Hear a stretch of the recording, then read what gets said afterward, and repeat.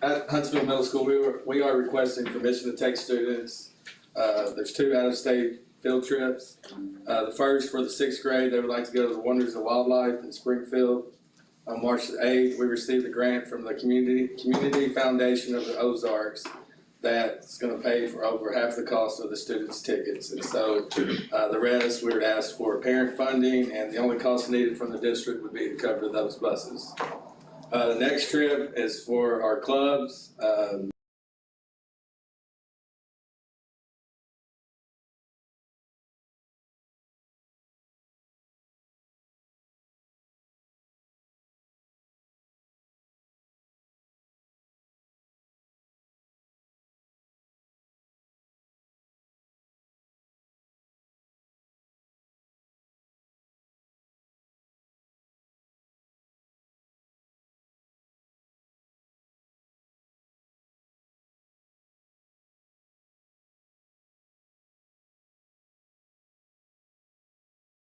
Mentioned the high school FFA program is requesting to take students to College of the Ozarks in Branson on March 2nd, and then to Hollister High School in Missouri on March 11th for a CDE competition. So they had made that request.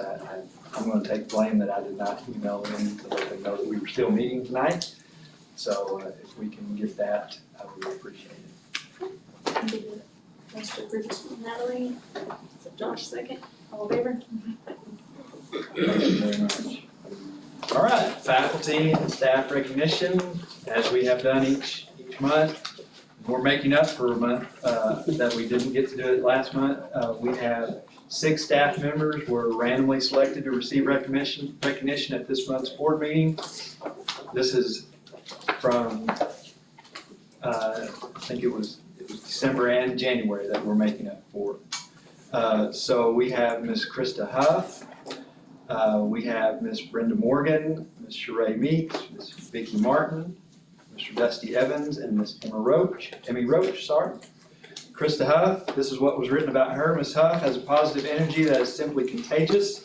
She has a unique way of always looking for the good in every situation. Her love for her job and the students she serves is very evident and truly appreciated.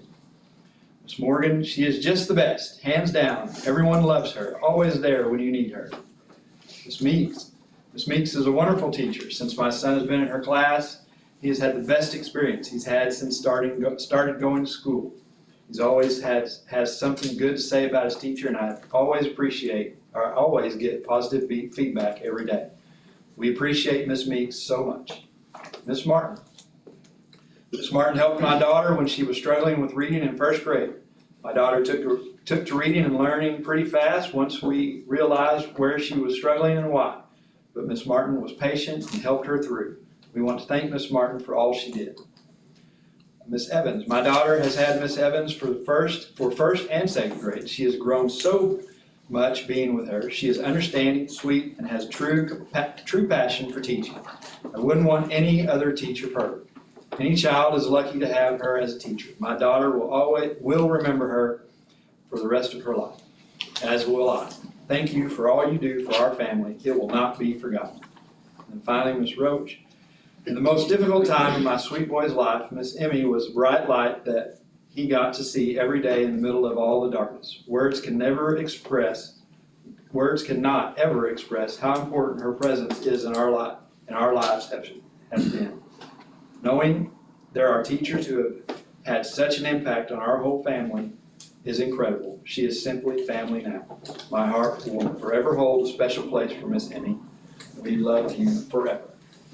So I would like to invite those teachers to come on up. We have this month, Bohan sponsored the hat bags that we are giving away for these. So there you go. Thank you. Thank you. We should have also. There's 2 students. It'll be 2 students be recognized. Okay, so once again, thank you all for everything that you do for our kids.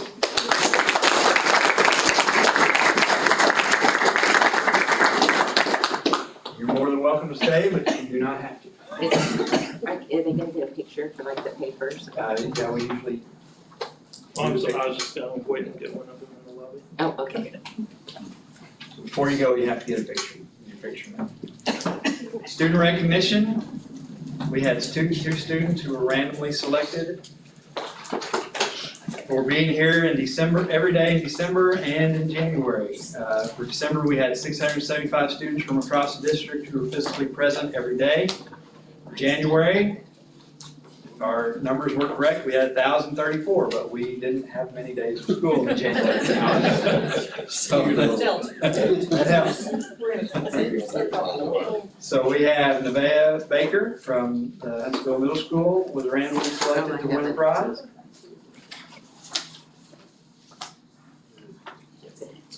And then Taylin Marie Faulkner was randomly selected as well. So we'd like to congratulate them.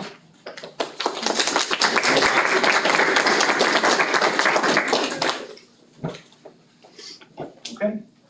Next thing is the student academic report. So I'm gonna pass this off tonight. It is CTE month, and in honor of that, I asked Bruce and Roxanne both to bring us just some information on completers, pathways, all of that for CTE. So I'm gonna actually turn it over to Bruce, and then Roxanne is virtual, so she has a presentation to share as well. So go ahead, Bruce. You bet. So I do not have a PowerPoint ready as Roxanne does. So I'm gonna talk about our programs. I'm gonna start off with Miss Polani's FACT program. I got with our teachers today and they sent me the information. Miss Polani sent me that this year she has 2 student completers in her nutrition and science and dietetics. Additionally, 4 more seniors are graduating this year who have taken 3 or more of her classes since the 7th grade. Excuse me. She currently has 31 students enrolled in family and consumer science education, 42 FCCLA student members. St. Paul FCCLA members are impressive, as she says, to say the least. Students have competed to the top for the past 4 years. Students have attended nationals in Nashville, Tennessee, San Diego, California, and Denver, Colorado. This program is invaluable to our students. They not only get to travel outside of Madison County, but they are exposed to work-based learning, industry awareness, real-world skills, leadership opportunities, and much more. Last year, one of our students researched and implemented a very successful food pantry on campus in partnership with the NWA Food Bank, and this year, she has a group of young ladies who are spending spare time organizing games for the elderly at the Fayetteville Health and Rehab Center.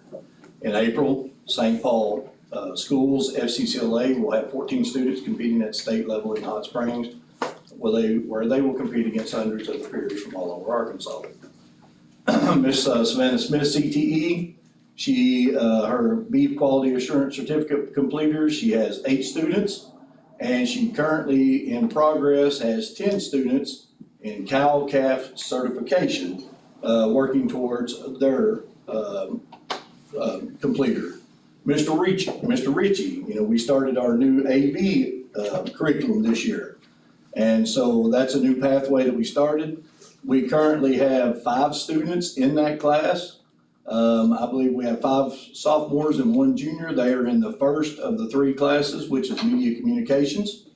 It's a 3-year program that includes intro to course media communications. The 2 other classes are AV Productions 1 and 2. We can also offer AV Productions Lab and Career Practicum for level 3 courses. Certification can also include Skills Connect, Apple, Adobe, and Certified Television Operations. He goes in to give a lot of course descriptions and how those can be applied to real-life applications. And then last but not least, Mr. Whalen with our outdoor power sports. I do want to say that we have broken away from North Ark and made that a high school course curriculum and transferred from outdoor power sports to power equipment technology. One of the reasons behind that is because we can offer that power equipment technology now down to freshmen and give high school credit, and we think that's going to build our program more to get more kids involved.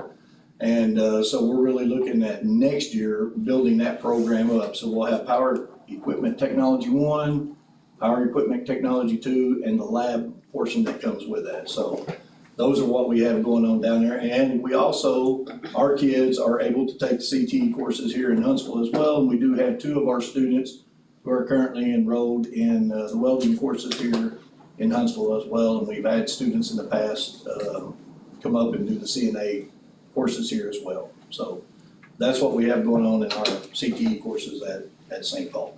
Thank you, Bruce. Awesome. Roxanne? Hi, everyone. I wanted to show the first picture here. This is actually, if you've not been on the back side of the Huntsville CTE building, this is one of the porches on the back side, and they're tinkering around with, looks like weed eaters and lawnmowers. You never know what you're gonna encounter when you go out to CTE because they've got all kinds of different things that they do out there. So I wanted to show that slide. Bailey, if you'll go ahead and advance for me. Here are our pathways or our programs. We have ag program, agriculture. We also have automotive, and that should have /diesel with that. I've failed to get that on there. Currently we have banking. We are looking at to revamp that just a little bit, and I'm relying on Kristen Pennington, our instructor for that, to do the research and look at that. We're looking at accounting instead of banking. We have certified nurses assistant, we have computer science, we have family and consumer sciences, and underneath that falls our CDA, our child development associate. We have fire cadet, and we have welding. So, Agri, the club for that is FFA. Our pathways in that are Agri, Power, and Structural Tech Systems. That's one of our most popular ones because they get to play with torches and cut stuff up and that sort of thing. We also have Animal Systems, Natural Resources. We are currently looking to revamp that. Our certifications, just some of them, are ICEV certifications.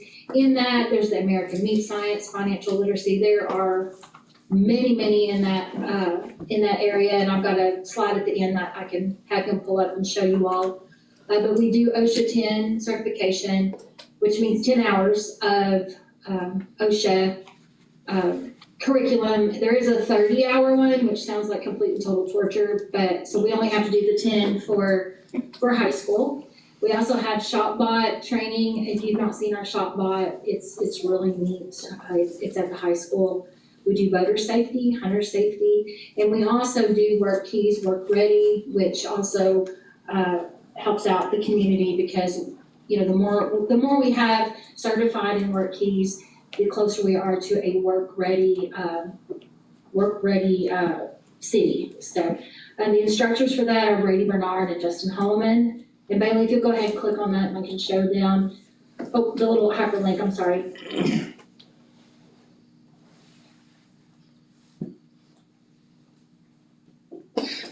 This is off the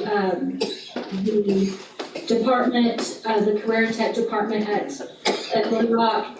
I wanted to show you all what this means when we say completer courses. There's such a thing as called concentrator courses. That's the lower level one. What they have to do is complete the baseline or the entry level class, which in this case is Survey of Ag. Then to be a concentrator, they have to take one of the level 2 classes.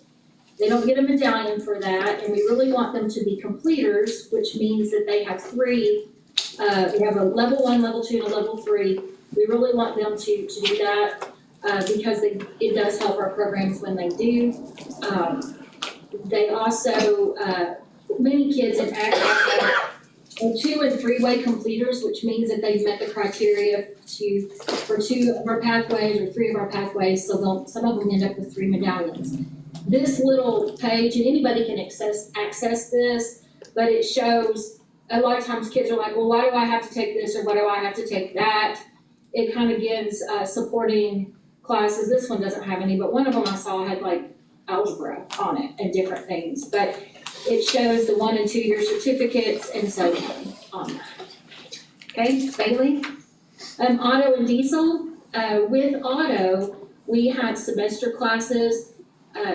So we back them up to what's logical with those. So Brakes is a semester, manual drivetrain is a semester. We have an auto service lab, which gives them time to practice what they've learned. We also have steering for one semester, then auto transmission, electrical systems for a semester, and then electrical repair, certifications, all the ASCs that we can get. We certainly allow the kids to do those. Again, OSHA 10, work keys with the work ready. Diesel, we have articulated credit with diesel with NWTI. We also have it with UTI in Texas. What that means is that they take courses here, and if they choose to go to one of those two schools, they automatically get college credit at those schools. So that's pretty neat idea.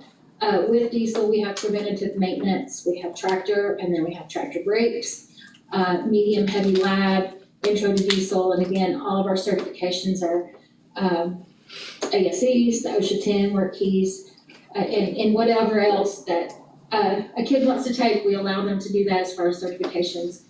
The club is Skills USA, and then the instructor for that is Frank Wrinkle. Business department, right now we have survey of business, banking 1 and banking 2. We added junior bank board this year, which the kids are doing really well with that. This is the first year that we've really had a lot of kids earn places in their competitions that they've done. Their certifications are Microsoft Office Suite, various ICEV certifications, and one of those is personal finance.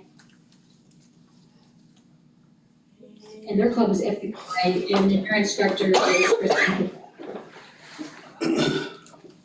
CNA, we run that through North Arkansas College. That is concurrent credit, which means they actually do get the credit from North Arkansas College, regardless if they go there or not, because they qualify for their CNA license, so therefore they get the concurrent credit, and then they get credit there at the high school. Some of the classes they take, there's a bunch of them, medical terminology, and then other CNA courses. They have to go and do hands-on training, and we use our local nursing home for that. They had to be approved as well through the Nursing Board of Arkansas, and then their certification is CNA. The instructor for that is Dr. Rayetta Eaton, and she is employed through North Arkansas College. Computer science, I didn't have a good computer science picture. I did have a video of them flying drones, but I can't find it, but it was on my phone. So the instructors for that are Dan Kaufman and Zach Twerbs. Some things that we offer through computer science are robotics 1 and 2, programming 1 and 2, cybersecurity 1 and 2, and again, back to the ICEV, sorry. They have drone handling, work keys, and there are many on that as well. Family and Consumer Sciences, back when we were in school, it was called Home Ec and FHA, but they changed the name of that to make it more friendly for boys. We have Human and Social Services pathway, Nutrition, Science, and Dietetics pathway, and Child Care Guidance. And our CDA falls underneath our Child Care Guidance. Certifications that we have there are ServSafe, which is great for any kid that wants to go work at a restaurant. We can ServSafe them there. We've actually had people from the community that have restaurants. Betty Smith is a trainer for that, so she's actually trained some of the people in the community as well. We have infant toddler CPR, child care development associate, and then various ICEV and work keys. And their club is FCCLA. Instructors for those are Betty Jo Smith and Katie Grigg. Fire cadet. At one point, we were one of 5 in the state to have fire cadet. I think some more schools have picked that up, but that was when I first came here 8 years ago that we had started with that. Those certifications are first responder, and then potential fireman. We've actually had one, you can see him there, he's the adult in that picture, it's Gabe Dason. He graduated from Huntsville and did that program, and now he's a firefighter and a first responder. We're pretty proud of him. Skills USA is the club for that, and then the instructor is the fire chief, Kevin Shin, and selected members of Huntsville Fire Department also assist him. Welding. Welding is another articulated credit with NWTI in Springdale. Some of the classes that we offer through them are skills trades and manufacturing, gas metal arc, welding lab, shielded metal arc, MIG and TIG, advanced shielded arc, certifications are OSHA 10, and then NCCR, sorry, and then also ICEB also has some certifications on there. That club that the kids can belong to is Skills USA, and then the NWTI instructor for welding is David Robinette. Okay, completers. A completer pathway, like I had said before, is that you have to take the foundational class, then a level 2 class, and then a level 3 class in that particular pathway in order to be a completer. Agri in 2023 had 31 completers. Some of those were 2-way completers. Our projection of completers for this school year for Agri is 37. Some of those are 3-way and 2-way completers. Our auto and diesel completers in 2023, we had 9. This year, our projection is 24, so that's substantially more than what we had last year. Business completers, she is new to the program, but she is working diligently and has done a great job. Last year we had 2, this year our projection is 4. We suspect that we will continue to grow that and have more as we continue. Our computer science, again, this is a fairly new to us program. We project that we will have 4 for this school year. Facts, in 2023, we had 12. Our projection for this year is 24. And we do have a CDA student who will complete that, and we have 1 of those. Non-completers, our fire cadets don't have a pathway that they can receive completer status on that. Our CNA does not and our welding does not. However, most of these students that are in those pathways have become a completer in other pathways. So that's something that they just kind of go across the different content areas, and they don't necessarily have to be in those to complete. If you click on the certification list there, Bailey, I want them to see this because it's extreme. There's so many on here. Some of these they're tiered. If you look at the top, this is industry certification. So tier 1 means those are highly valuable. And those are the ones that we really want our students to get because they're gonna get paid more. And then the tier 2 is the moderately valuable, and then tier 3 is the value. All of them are good, but the higher or the lower the tier or higher, however you want to put it, the more money they will get. Microsoft Office, I did want to point out that this goes across all pathways. Every pathway that the Department of Education has, Microsoft Office is a certification that all students can get. Recently, we thought we were going to be able to take the ag students to AI, and that's artificial insemination, not artificial intelligence. There's a farm out near Huntsville that does that, and we were hoping to take some kids and give them some practice on that, but those plans fell through, but we're still working on that so that we can get our kids out there, because that's a money-making industry for our kids too. If you look on there, there's all kinds of certifications. We use SP2 quite a lot with our diesel and auto. There's just so many on here, and we kind of cater it to whatever the kid wants to do. If they're good at a certain thing, we allow them to try it because they just might pass it and receive those certifications. So it's all about employability. 17 pages worth. Thanks. And then I think that one more slide. Oh, our CTE showcase. I was going to talk more about this in our when our principal admin, discussion. But save the date, it's February 29th. We are the CTE Showcase School for Northwest Arkansas. So what that means is that other school administrators and leaders and community members, whomever would like to come, can come into our Career Tech Center and our high school, because we do have items in the high school that we want to showcase. And then St. Paul is going to come up as well and showcase their content at the Career Tech Center. So anyway, thank you. Thank you, Roxanne. So please mark your calendars for February 29th. We'd love for all of you to be able to come up and like she said, St. Paul's gonna come up and bring all of their CTE programs up here to showcase them. And hopefully we're gonna have lots of people from Northwest Arkansas coming to look at our buildings and programs. And we plan to meet at the activity center, and then we're gonna try to shuttle everybody to the high school and then shuttle them over to the CTE building and then back to the activity center. That way we're cutting down on parking issues and that type of stuff. So, yeah, thank you both for doing that. I appreciate it.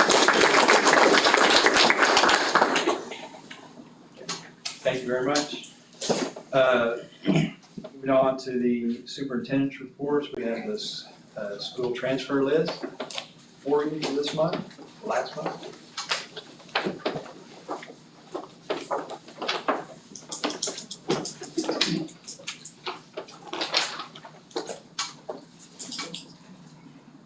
We have the financial projection report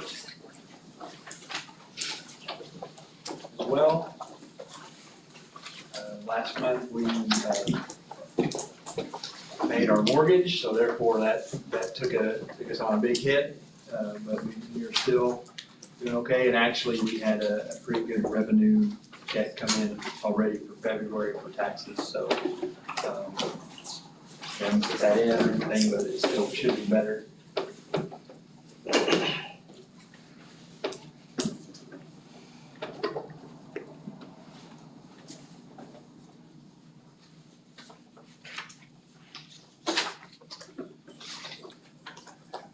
If there aren't any questions, then I'll go to the enrollment report.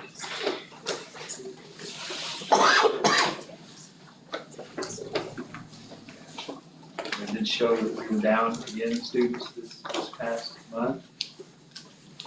I'm going back to double check my numbers, that's why that note will change in blank, because I feel like I made a mistake on last month. But if you go with the same, we were down 10 students from the previous month overall.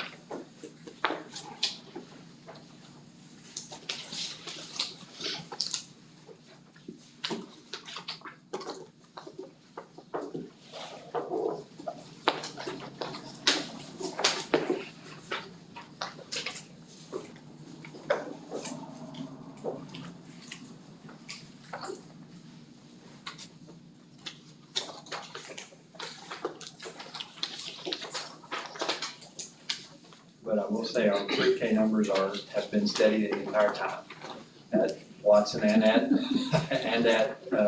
St. Paul, so. If I remember right, they were about that last year as well, so that kind of indicates that we should expect that many kindergartners in both buildings the same.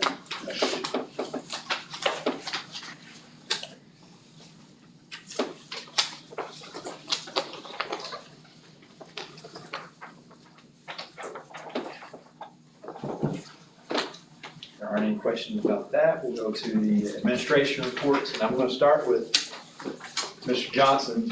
He wanted to, got another appointment that he needs to go to, so if we can start with him. It's a big day, it's first, 5th and 6th grade Pee Wee volleyball, so yeah.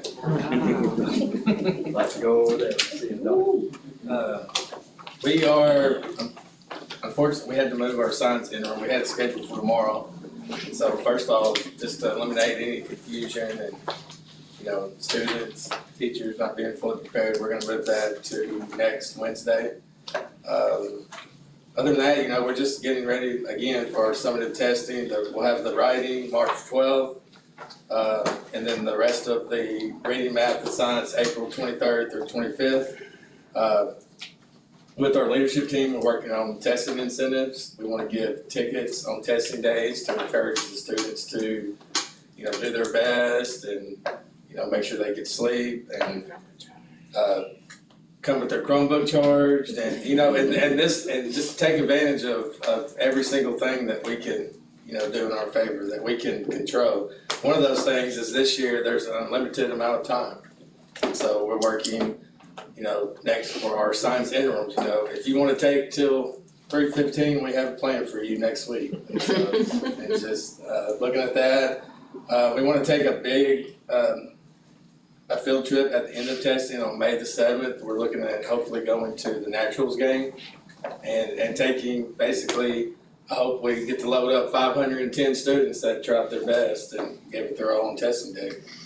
We're also looking at our interim assessments, our MAPS 1 and 2 data, and kind of looking at potentially where we need to improve in and also as well as in our PLCs targeting, you know, those individual students that we can grow, you know, in our reports, you know, we get for those students that are closed, if we can move them from in need of support to close, we get a half a point. If we can move them from close to ready, we get a full point. And so just looking at those individual students that we can grow. Of course, we want to grow everyone, but, you know,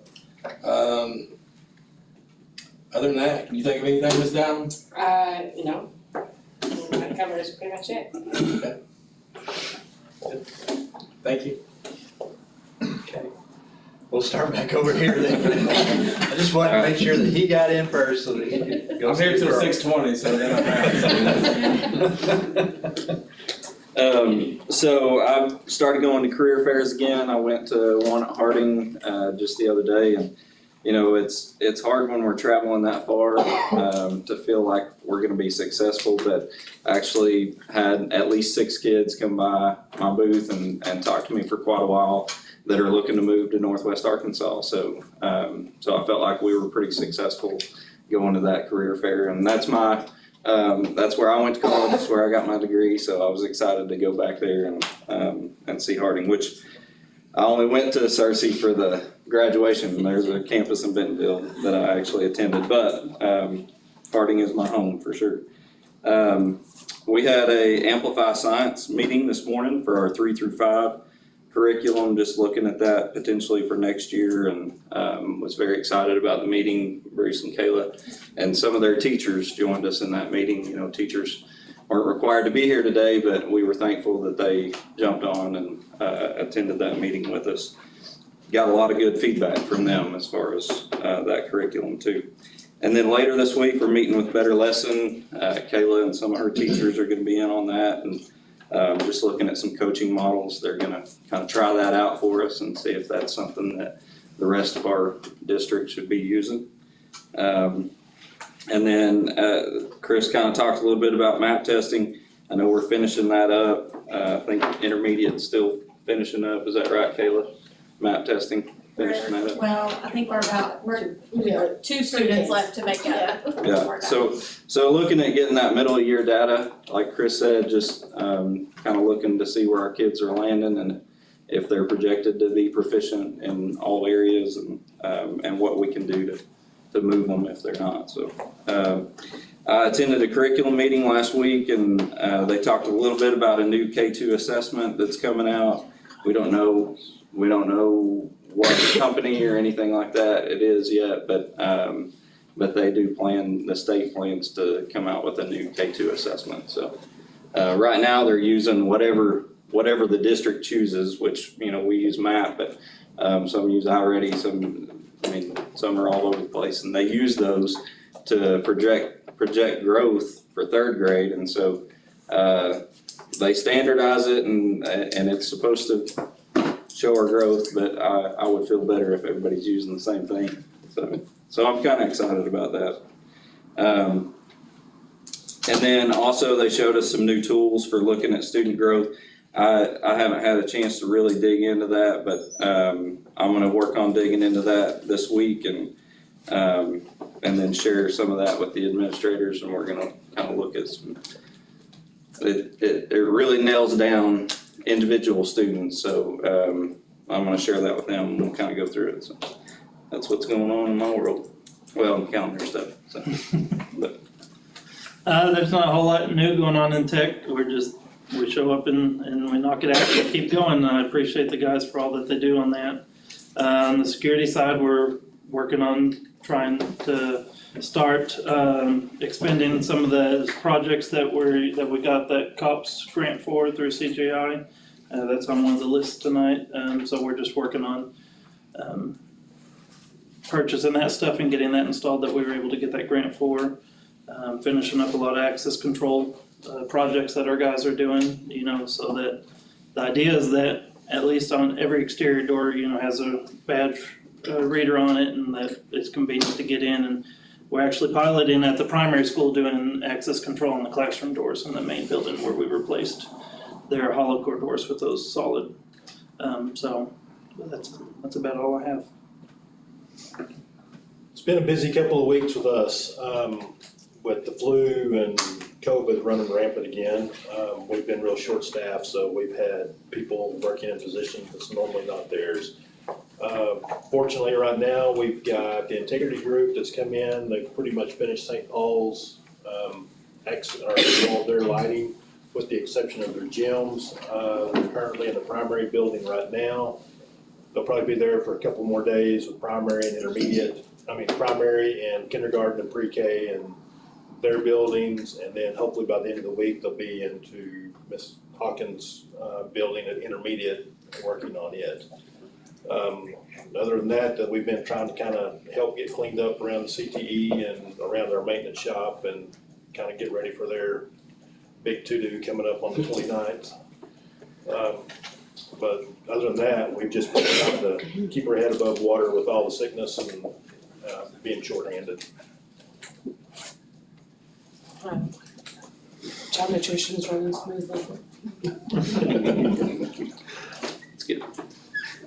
Not much new in transportation, we're just getting ready for field trip season, we're gearing up for right now.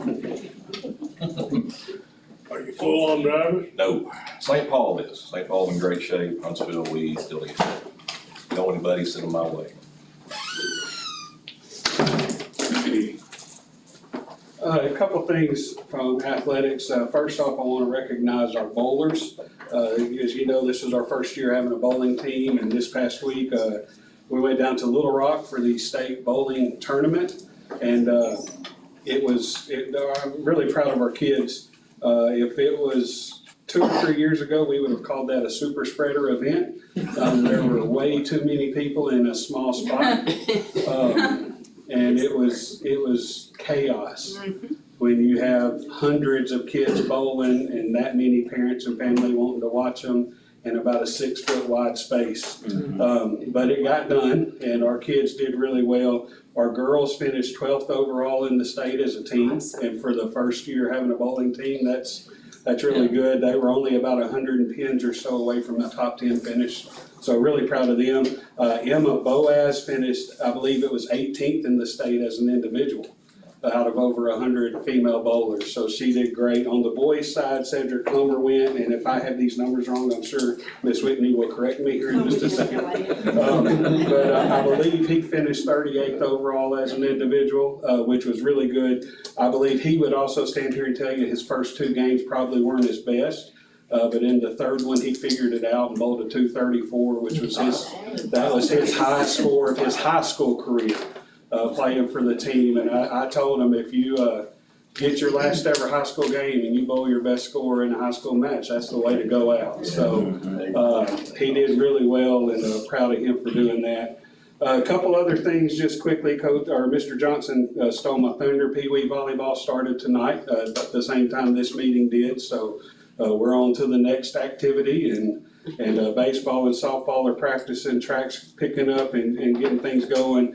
But before basketball ends, we do have the conference tournaments this week. St. Paul will be playing at Decatur. They were supposed to play tonight, but the weather's pushed it back a day. So they will play tomorrow. Their schedules are out on social media, on the times and everything. Our Huntsville senior boys and senior girls will start tomorrow as well in Gravett. And then the following week, we will host the 1A West Regional here in Huntsville for St. Paul. And we're excited about that, and I've been working hard getting those details lined out to make sure we put our best foot forward and show off our district and our facilities in the best possible way. And I'm looking forward to that and getting that going and getting things done. So if you need anything, let me know. And like I said, that's pretty much it for tonight. So. Nope, me. Valentine's coming up Wednesday, so, yeah, already. That's what I told Jennifer, I feel like I'm a week behind, already, so. In the elementary, we'll be having Valentine's parties Wednesday.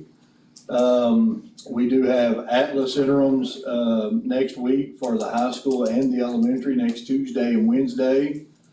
Next week is also School Bus Driver Appreciation Week, in case anybody's forgotten. And then as Roxanne said, the CTE showcase, on the 29th up at Huntsville at 10 a.m. We'll have, some of our CTE up here, doing a little presentation. The kids are gonna do, a little small presentation with what they have going in their CTE classes. As Coach said, we got, our junior high district concluded last week, so junior high is over with. Senior high tomorrow night at Decatur, and then we'll be up here next week to help out with the regional tournament, or I'll be here next week to help out with the regional tournament. Looking forward to some good games. We got our ACT coming up for our juniors on the 27th. Our Pee Wee basketball's in full swing. Lots of games going on. We played Saturday, and on previous Saturday, we got games Friday night, we got games next Saturday. And I've gotta give a big shout out to Charlotte Whitmore for getting our Pee Wee League going. Man, she has been awesome, getting our coaches and just the communication that she has with everybody and setting things up has been awesome, and it's been great for our kids. The experience that we're gaining is just gonna help us when those kids get up in 7th and 8th grade, so I'm really appreciative of what she's got going on there. Our trap shooting has got their competitions coming up. FFA judging is in full swing right now, and track season is just about to start, track and field, so a lot of things going on right now. That's it. Okay, February 13th, we have spring pictures, and we're getting ready for our Valentine's Day parties as well. Fun times. I'll be out for Thrive the 21st to the 23rd for my last session on that. We have our Science Winter Interim for February 28th.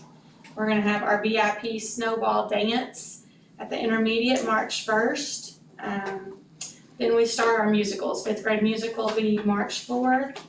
Our Atlas writing test is the 6th, so we're getting ready for that. Class pictures, March 7th, and our 3rd grade musical. Then our 4th grade's a little bit later on. As Matt mentioned, we're fixing to start our better lesson coaching with some teachers and myself.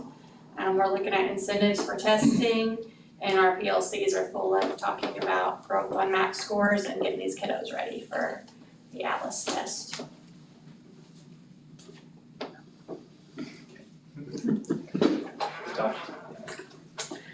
Well, last week we had a training on a new assessment that we just started using called the BASC 3, and it's a behavior assessment. So we're really excited to implement that. It's going to help us evaluate and track behaviors, and also evaluate and track our own interventions to see if those are effective in correcting some of those unwanted behaviors. So excited to get that started. It's spring testing. A lot of people have been saying testing, so special education testing is no different. Lots of that coming in this spring. We'll have our pre-K conferences coming up. And I'm waiting for final allocations so that we can finalize our budgets for the year. I was so proud I came up with one thing to say tonight. Well, Ms. Meeks will be the one that's primarily working on these, but we have 30 plus transitions from pre-K that are already identified to be coming into school next year for some kind of services. So we have to do a transition conference for all of those little ones to get started in kindergarten. So that takes a lot of coordination with the co-op and, I can't think of what it's called, the Learning Center over here where Richardson Center used to be. So that'll be happening next week. So it's a big team effort. We've got a lot coming. Are you staffed for 34 new ones coming in?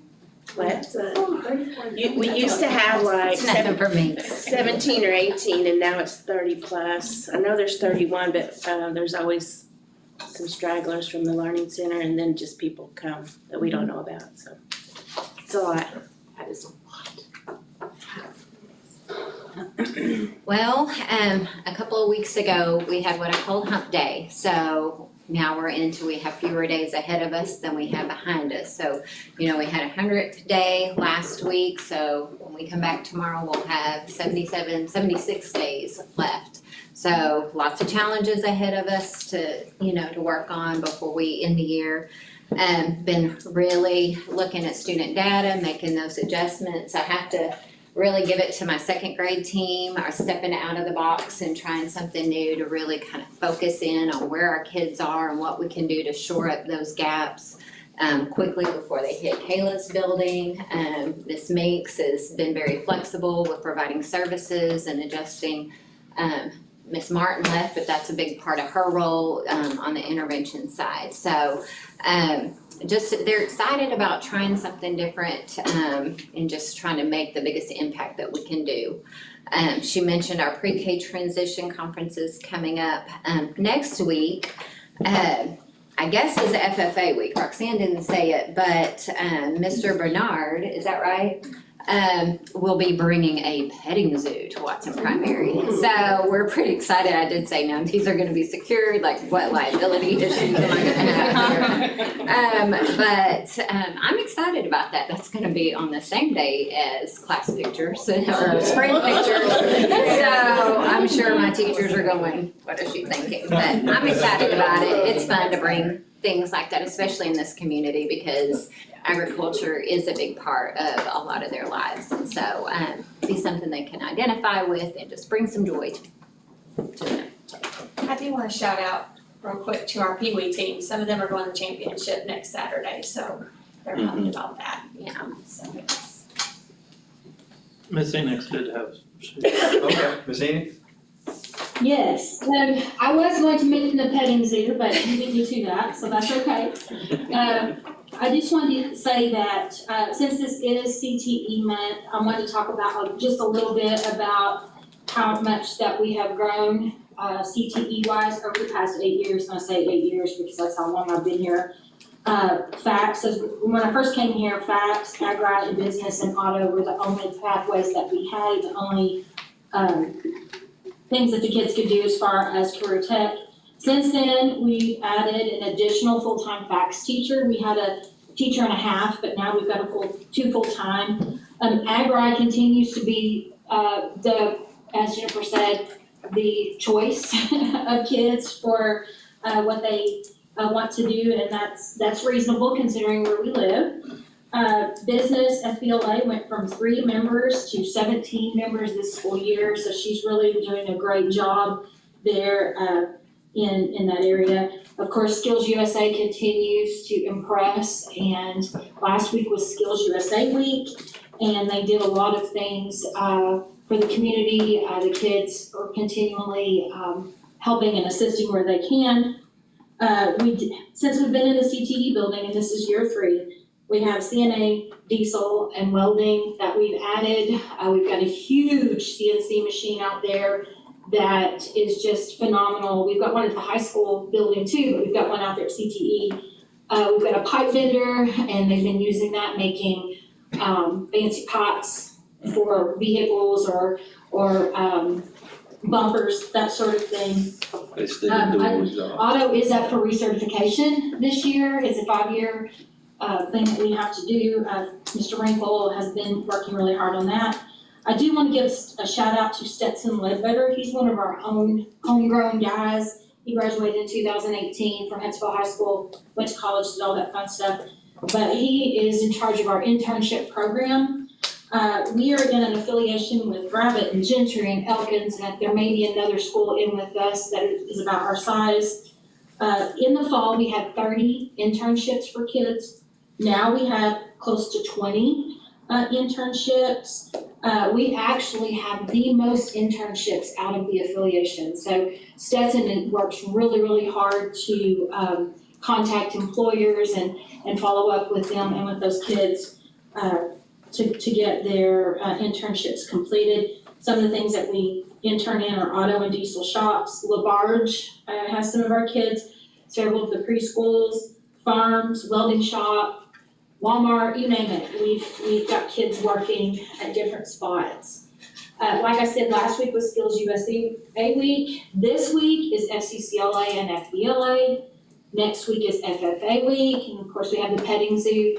And we have animals everywhere, and I told them they could bring Martha Washington, my bunny, down there, but she's a biter, so that might not be a good idea. Anyway, she's a mess. Also, we have had a lot of CDEs. Kids are qualifying left and right for state competition with ag and FCCLA and FBLA and skills. Switching gears, going to choir, Leah Darty, if y'all remember her, she's the one, that's our little songbird that's gonna be a rock star someday and write songs about all of us. But she is going to try out for state this week, and I know she'll make it because she's extremely talented, so we're super proud of her. Our ESOL classes, which is English speakers of other languages, I think I got that right. Ms. King took them, and Mr. Phillips, Senor Phillips, our Spanish teacher, took a group of students to Crystal Bridges last week. And they told me that the curator said they were the most well-behaved kids that they've ever seen in the museum, and that really pleased me to hear that, because anytime our kids get bragged on, it's a great thing. Additionally, with that, with Mrs. King and Mr. Phillips, they're working on biliteracy seals. What that is kids, even though that might be their native tongue, a lot of kids can't read it or write it, but that tests all three: speaking, writing, and reading. And if they pass that, they get a little seal. It's another certification that helps to make them employable they get that on their diplomas. And we've got 5 kids that are going to try to get that this year. Stetson Ledbetter, fun fact, was also got a biliteracy seal for Spanish when he was in high school. And then, like Bruce had mentioned, we've got ACT at the end of the month on the 27th. So I think that's everything. Busy time of year. Just a few from me. We did attend a school-based health clinic interest level meeting. We've been talking with the Boston Mountain Clinic here and trying to get coordinated with them. I actually went and visited the Jasper Clinic, and so we're getting ideas on what we need to do, and we will start that application very soon. It's required to be turned in by April 1st, so we'll keep you posted and updated on that, but there's a lot of interest. I mean, we've had multiple meetings with Dr. Embry about it, and we've got the space for it, so we're trying to facilitate that this year. And it's a very competitive grant. I think they're gonna award 4 grants throughout the state of Arkansas. And there were about 20 groups there for that meeting that we attended, so. Yeah. So you never know, but we're gonna put our best foot forward, try and get. Blaine mentioned the integrity group. They are here, they're on campuses, they're changing out lights as we speak, probably right now, but that has begun. We will be in school on the 19th, which was originally a day out. This is Black History Month, this is Heart Awareness Month, this is Love the Bus Month, National School Resource Officer Day is during this month, DT Awareness Week is during this month, so I mean, February is a short month, but it's got packed with all sorts of highlights. And there's an extra day in February this year, so be ready for that one. Just to make you all aware, Cognos is a program that we use it pulls reports and it sends out automated reports it can for you. There's been a lot of issues at the state level with that, so if there's something that's not sent out or something that we usually would have, it probably can be blamed on Cognos being down. It was, I'm gonna use the wrong terms, Bailey will correct me, but it was data, wasn't hacked necessarily, it was Compromise, I mean, it was corrupted. corrupted, data corrupted. And it's just taking a long time to fix it. So, we're not sending out the reports that we normally would or things like that. It might be because of that. But Vaughn Group met with architects on Friday and set a date to come back and see if they are ready to start. Like the architects were going to try and get as good of a solid estimate for that Buck Vaughn Group by early March, and they'll meet again, and then they'll get basically a go, no go, and that would mean that we would be coming to you all in that process of, okay, the Buck Vaughn Group's going to donate this money. We are now looking at construction management and making sure site location and all. I mean, we're solid on a lot of that stuff, but it'll involve you all at that point for sure. And just wanted you to be aware that that could be in the next couple of months coming up.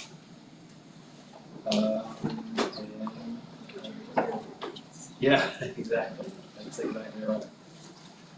Okay. That is our updates. Now moving on to new business. No, nobody mentioned, was somebody gonna talk about CTE, I mean, the skills kids giving away another car for the second year in a row? Oh, yes. And they gave it to one of the greatest kids I had the privilege of teaching, super polite, nice. What was his first name? Hayden. Hayden Burgess. Was it Mr. and Mrs. Foster Yes. donated the car last year? The kids worked on it. And once again, he didn't know that he was working on his car. His car. Yeah. That's just awesome. Yeah, that's, I'm sorry that we didn't mention that, but that both times has been just a great deal, and thank was you to the walking to families that donated, He yeah, was walking to work. donated those cars for that. Mr. and Mrs. Foster, I don't know their Big first deal. names, but Yeah. Yeah, thank you for bringing that up. pretty cool bit. Great program that they do. It should be in the paper this week, the press was there. Yes. Good thing. Yeah. Okay, new business. We do have Ms. Decker from the PPC. I told her I would speak for her, if that's okay, but she is the representative. This has gone through PPC and CPPC to present for you. First, we have, and it's not a resolution. I've misworded that. It is the approval from this board to send a waiver to the State Department for the alternate, to get an alternate calendar for this school year. So the state of Arkansas, or DESE, has recommended a pathway to make up snow days missed due to inclement weather like today. And that pathway is to request a waiver to the state board to adjust the school calendar from traditional, which is 178 days, to an alternative calendar, or alternate calendar, which is 1,068 hours. In that, you will see that this inclement weather calendar waiver request is already completed. We have done with the, if approved tonight, we have done the steps here. We have the local board to approve it. We have had personnel policy committees approve the revised calendar. We will be posting it on the website once it's approved, and it does reflect the 1,068 hours of in-person instruction that will be provided. And then the last one on there is that part of that is also to seek a waiver for the requirement to have 40, there's this requirement for each quarter of the school year to have 40, no less than 40 days, but no more than 50. So we have to always look at how many days we have in each quarter to kind of hit that mark. It's usually a little bit tougher in the first semester actually than it is in the second semester. But this waiver also provides for that.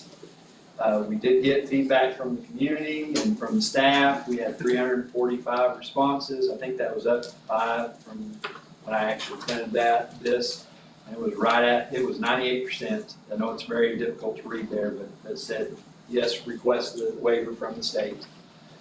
I think it was actually 6 people that said, nah, don't do it, out of all of those. And then the last page is the actual calendar that we will turn in tonight. Yeah, I corrected that, yes, it was, thank you. So our last day of school now, because of the day that we've had, would be May 28th. That is the day after Memorial Day. And then we would have a makeup day, PD day for our teachers as well after that day. It's all based off of 375 minutes during our school day that make up 1,068 hours during our school year. That's the magic number that you have to go to. You have to hit in your school day to be able to apply for the waiver. So PPC has seen this. CPPC has seen it as well. They both approved it. Now it has been altered because of today. We were basing it off of what we have already seen. We are not extending the school day. That's Counts the minutes they already attended. it lets you go back to retroactive. So like if we have another snow day, we will be able to count minutes that we've already put in? Is that what you're saying? Well, we don't have enough to bank in on that. So It covers the days. basically, with the minutes that we run each day, instructional minutes, we would have to go 171 days to make that 1,068 hours. And so we adjusted for that, and really that takes 7 days. Our first snow, whatever you want to call it, was 7 days. And so we've used those days that we basically banked. So now every time we have a snow day, we would still end up putting it on the end of the calendar. So. Originally, this was going to be the 24th, but then we had to move it because of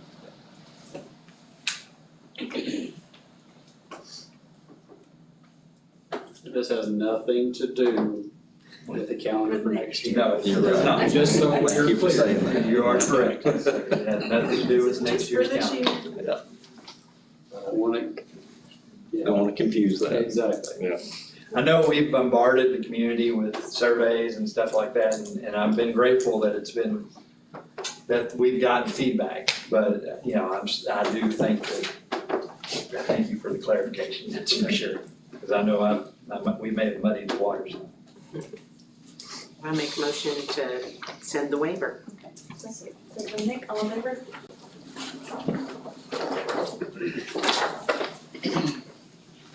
Okay, well, this is actually the resolution, this is in tab B.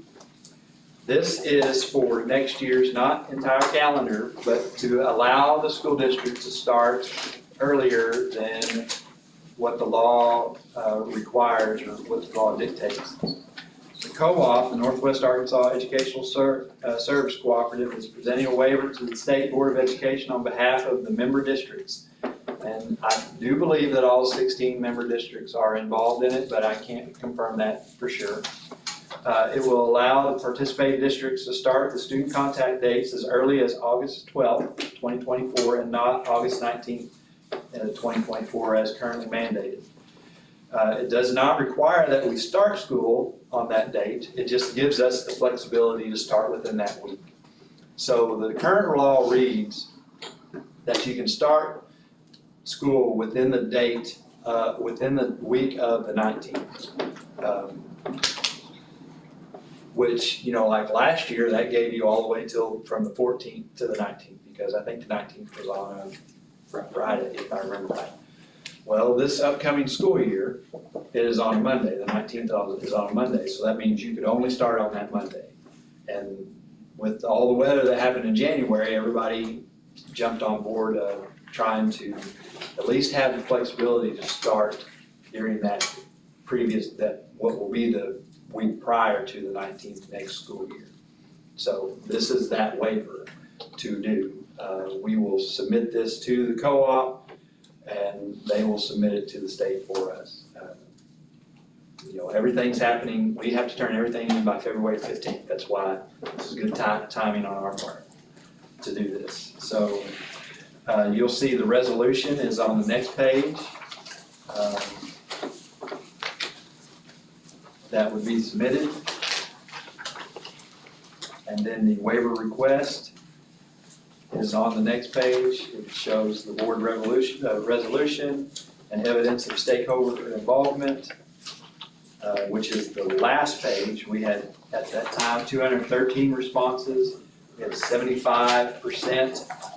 I know that's difficult to read, but 75% who said yes, go ahead and apply for the waiver. 25% said no. This has gone through and been introduced to our PPC and our CPPC. They were both in support of it. It allows the flexibility. And honestly, we could look at the calendar whenever it is coming time to vote on it and say, you know what, 19th's fine, we can start on that date. But it just gives us the ability to do so. I'm not saying that's what would happen. I just know that in the past, sometimes because of that, when they push that start date later, it makes it really hard to have equal semesters. It does, yeah. And you don't, we've had to before go like a week after Christmas into still the same semester, so Right. that would be very nice to have that flexibility. Right.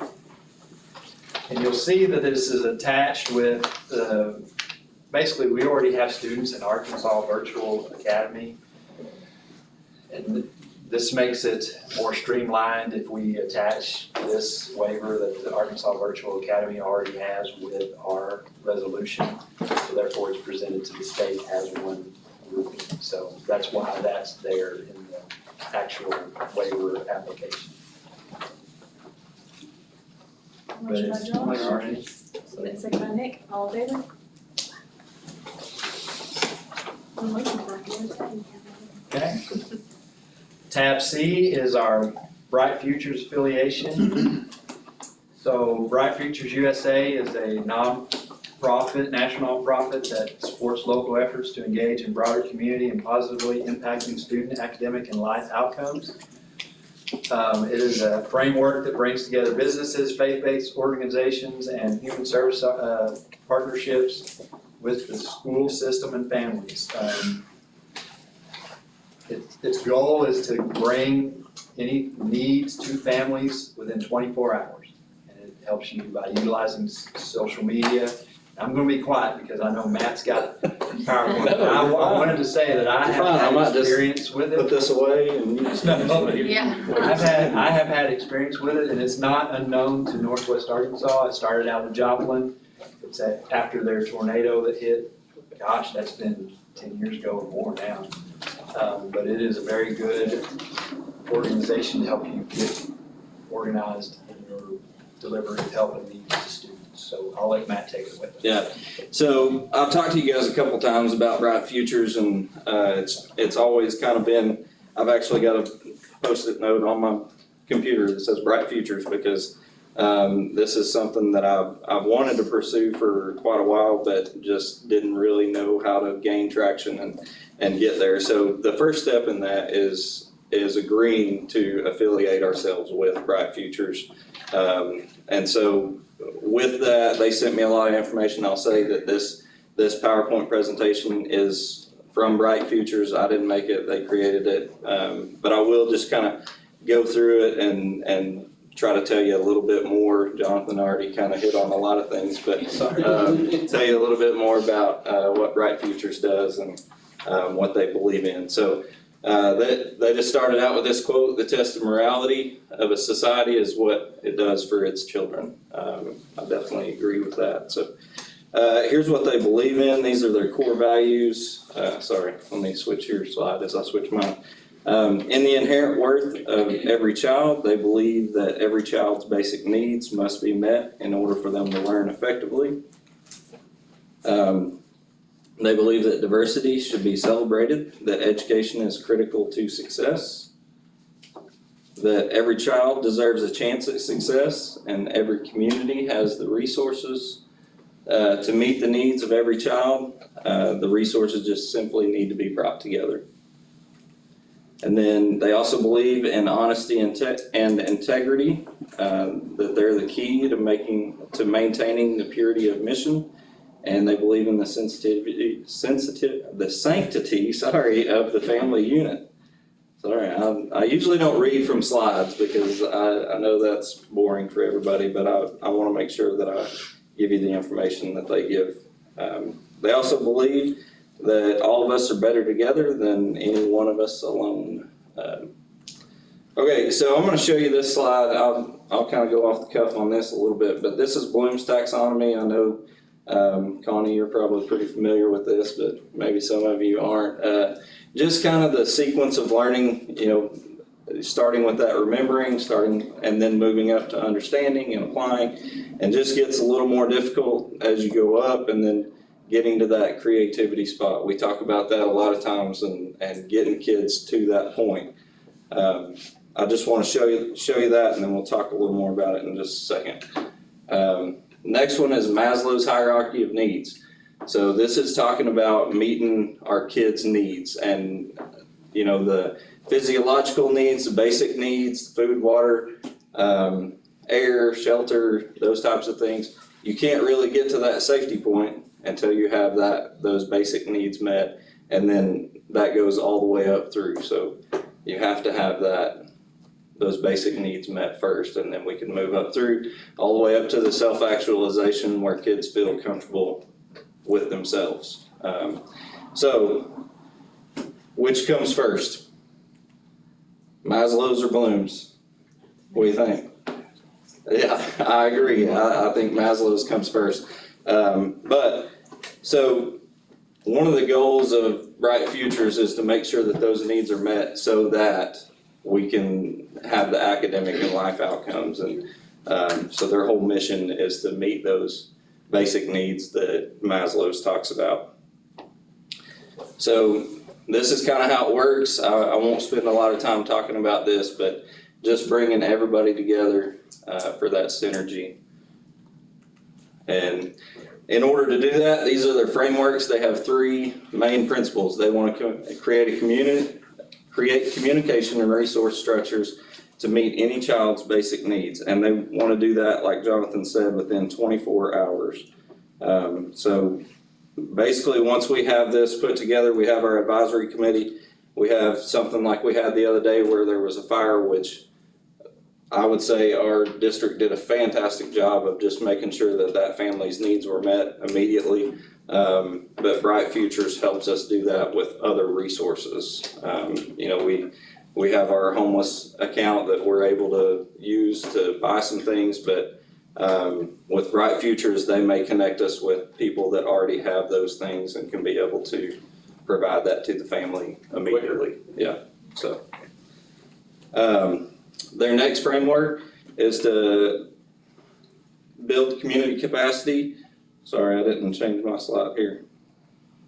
Hang on. Something happened. Okay. Build community capacity to improve problem-solving capabilities to address the greater challenges faced by today's youth. So basically this is focused on leadership. They want to give those kids leadership opportunities and have them help out with some of the, like Open Arms Food Pantry and the food pantry over here, maybe the food pantry up at First Baptist, and so give kids opportunities to help out with those. Even the kids that maybe are receiving something from that, they're able to give back and feel like they're doing something through Bright Futures work. Next framework is provide service learning opportunities to provide students and teachers curriculum-based hands-on service experiences to grow generations of service-minded citizens. And then, so this next slide is what we need from the district. So like I said, the affiliation, that's really all that we need from you all right now, is the approval of the affiliation. And in the past, this was I'm going to skip ahead 2 slides here. So in the past, this was a $3,000 charge, but they've waived that fee until December of this year. So we have the opportunity to affiliate with them right now for free. And we get all of the benefits of it without paying for it. I've already started working on an advisory board. I've contacted a few people to see if they would be interested in that.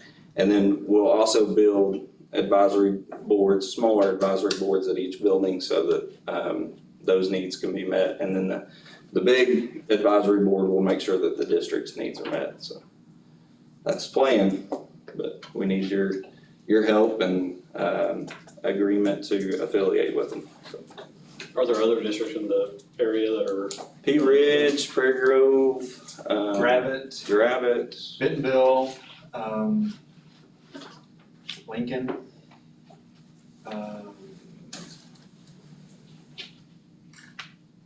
So there's numerous. Berryville, I'm pretty sure. Oh yeah, I don't know why I didn't say Berryville. Berryville, actually, their coordinator, the coordinator at Berryville is our district coordinator, so she would come over and she would help us get this rolling. And I was actually at Berryville when they kind of started getting it rolling there, so, yeah. If there's no other questions, can I get a motion to approve? Connie, second Josh, all in favor? I think that's a direct thing, right? And that's for the whole district, right? All campuses? Yes, yeah. Okay, approval of updated school policies. In January, ASBA updated policy language on several of the policies. Majority of those are language or footnote corrections. There was one new policy in policy section 8. This did go through PPC and CPPC for sections 3 and 4, well, all of them. Honestly, they reviewed all of them. But I kind of gave these to you in the raw format a little bit ahead of time, just so that you would have the ability to use them. I didn't print them off for tonight, but if you want to look at them or if you have specific questions about any of them, we do have copies of it here. And some of them do not apply, I will say that. So we do not have policy 3.56, we did not put that in our handbook. And policy 8 those are lined out for you already. Policy 8.46, those are those parental leave policies where you do pay for, you partner with the state to pay for, you just didn't feel like we could afford it, and honestly, some districts have run into some issues with that because they didn't have all the stuff figured out on what that actually meant. Pay daily rate of pay, pay sub-pay, so we're still seeing questions of that come up. But if there aren't any questions, then I will entertain a motion. No question. Go ahead. I should have brought the ones, well, I guess we were just looking on the computer because I was looking at the big ones, so. He's got an after You have one here. Okay, so you might be able to tell me what I'm asking, because I just made notes on the short version. I did have a question about licensed personnel policy committee. I thought it said in there they were to do minutes, and I don't think we've seen any minutes. They're on the website. They put them out, they don't have to. They're on the website. Yeah, we're required by law now to, starting this year, to post the CPPC and LPPC minutes, and so that you can find them on the website under staff resources, if I remember correctly. Okay, There'll be a personnel policy committee. okay, so I had that. I have no clue now, so on 3.19, I've made a note about voicemail and Title IX. So I don't know what it was was there something in the policy, the big one? Mhm. Okay, well. That is a contact number that we have. Okay, maybe that was it, so we have that, Yes, ma'am. okay. And the email address for it as well. Okay. 3.31, I had a question, do we drug test anymore? I remember at one point at the high school, they drug tested kids a lot. Do we drug test kids? Do we drug test personnel? I was wondering about that. We drug test personnel on buses. We randomly drug test, athletes, but not That policy has been up in the air from what I understand since COVID, basically. Okay. But I would be all for re-implementing that. Absolutely. Make sure it's done. 100%. We do not randomly drug test our teachers though, specific to buses and driving right now. That's CDL Mandate. requirement. FMSA, SDA, whatever it is. 4.35, when it talks about student medications and that it allows the school nurse and trained personnel to administer the medication. What training program do we use for the people that are not nurses? I get trained by the nurse. They get trained by the nurse. Yes. Nursing staff does Yes, training. at the beginning of the Okay. school year, she'll do a training, and it's usually me in my building. Sometimes it'll be my administrative assistant as well, in case I was not to be in the building. And they're actually working right now with Wendy Wiggins at the high school and her audio video team to put together videos for that training to send out to everybody. Oh. Yeah. But they probably need to be buses too, because Yes. kids are on a bus and have special medications, EpiPen, or Yeah. whatever, Medication. seizures, yeah. And then 8.28, I guess we kind of covered it, but it was like classified personnel, and I was just gonna ask the same question about drug testing, but I don't see a problem with randomly just spot testing every so often, classified and certified. It's not common to do that, so I'd have to make sure that we have legal standing to do so, but if that's something that we need to add into the policy, we sure can.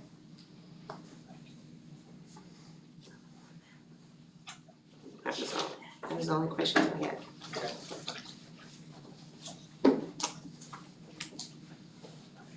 I will say that the 8 it's the very last one, 8.48 is a new policy. It was created just in January.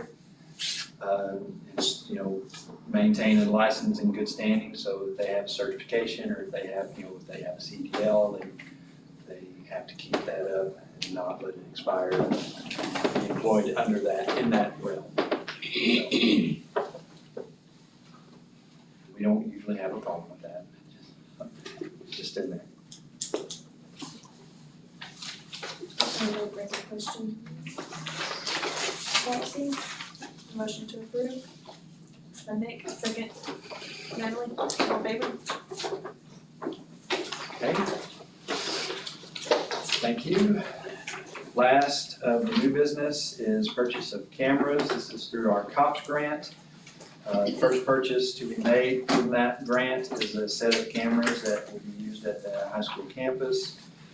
So this is a little bit, I've put it in backwards here for you. I'll let Bailey go ahead and explain it. So the COPS grant was the grant through the School Violence Prevention Program through CJI, Criminal Justice Institute, that we applied for this last spring, and then we found out in November that we were awarded, and essentially the project cost total was $492,000, and they reimbursed 75% of that.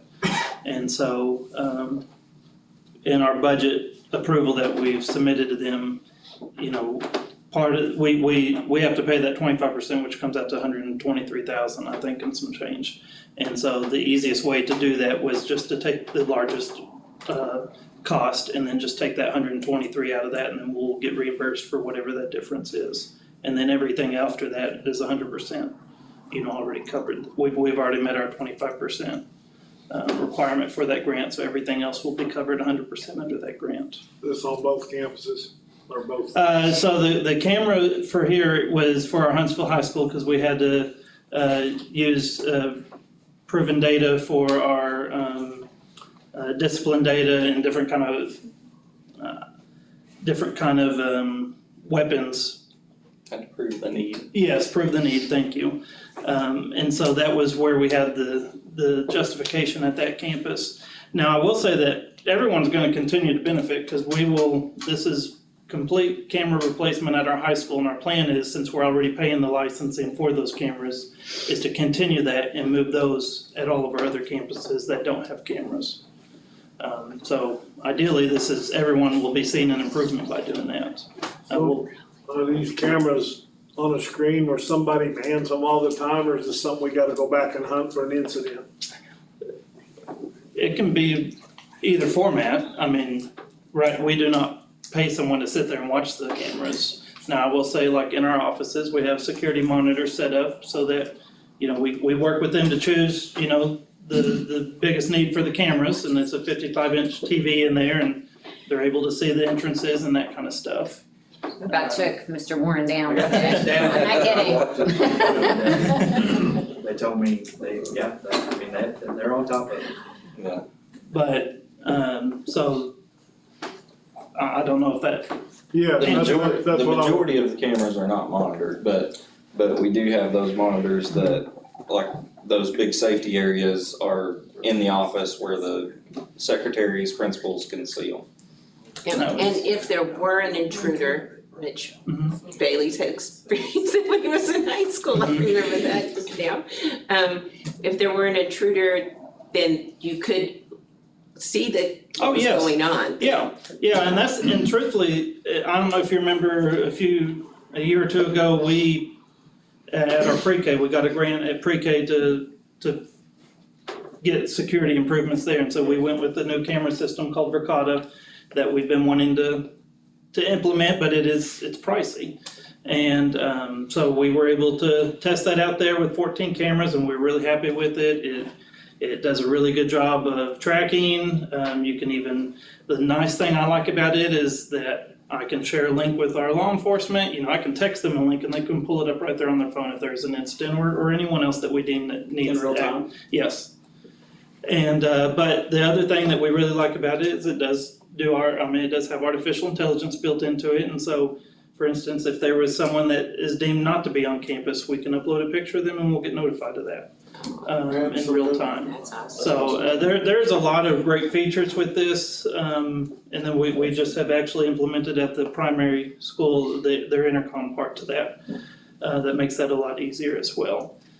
But it's a great system. I will say this price for these cameras is 10 years. So we pay that once, we get cameras for 10 years, we get licensing for 10 years. We don't have to, it's under warranty for 10 years. So if a camera goes bad, and so that's part of why they are fairly pricey. But from what we've tested for a year and a half now, we're very happy with it. We've discussed with other schools. Farmington, for instance, they leased their whole district and they've completely swapped their whole district over to this solution. Did you say that there is cameras at St. Paul's campus? There is cameras at St. Paul campus. What and about the pre-K? in the classroom? Yeah. No. But that is where we'll have these cameras that we're gonna pull out of high school that are still okay. Yeah. For some of them, and so we plan on putting those at the elementary schools in St. Paul to get, my plan would be we'd have pretty much coverage district-wide at that point. Perfect. And so what's the bottom line for right up front? 123,000 is what our 25% of that 492. It's right there, don't quote me on the exact number, but if I remember correctly, it's 123 and some change.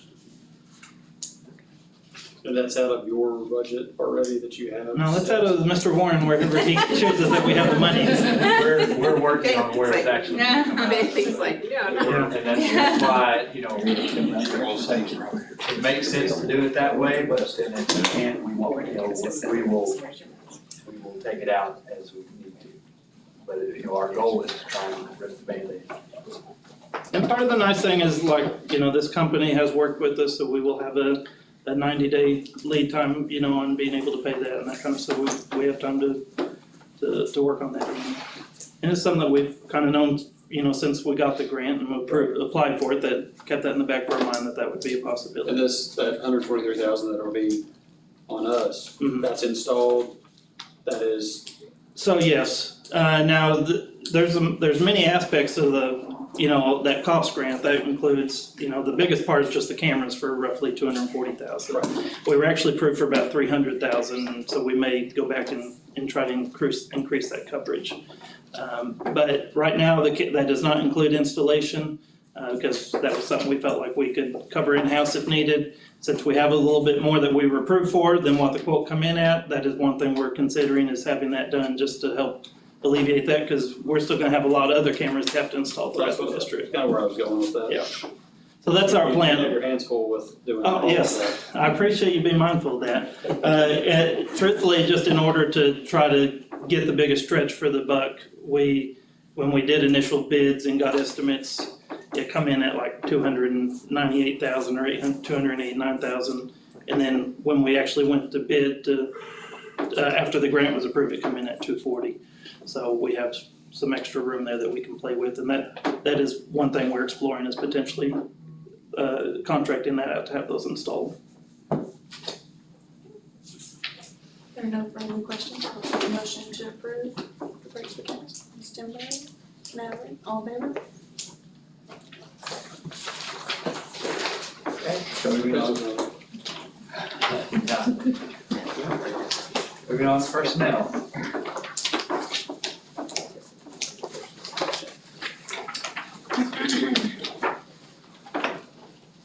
We have some transfers, some hires, and some resignations. I will entertain a motion to approve those. Any motion to approve hires, transfers? I'll make a motion. Thank you, Josh, second by Nick, all in favor? Thank you. Resignations, we have Shannon McBee from St. Paul High School, teacher and coach, June 30th, 2024.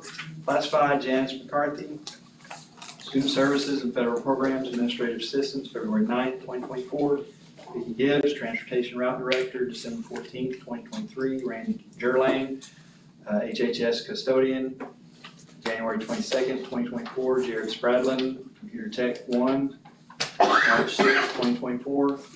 Hires, classified, Mariah Hawkins, WPS Special Education Parapro, February 12th, 2024.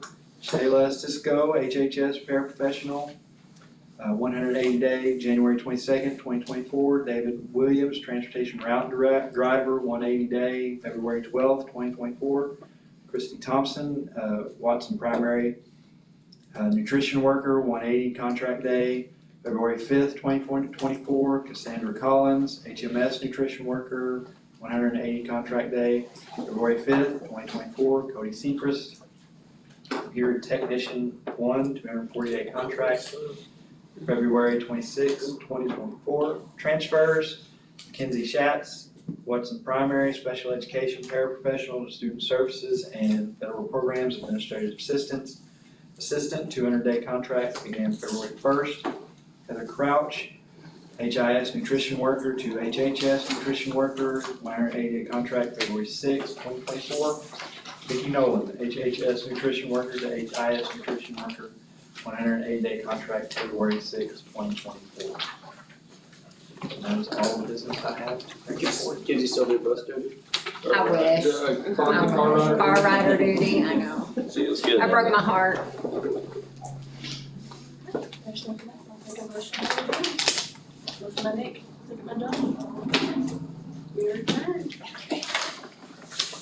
We have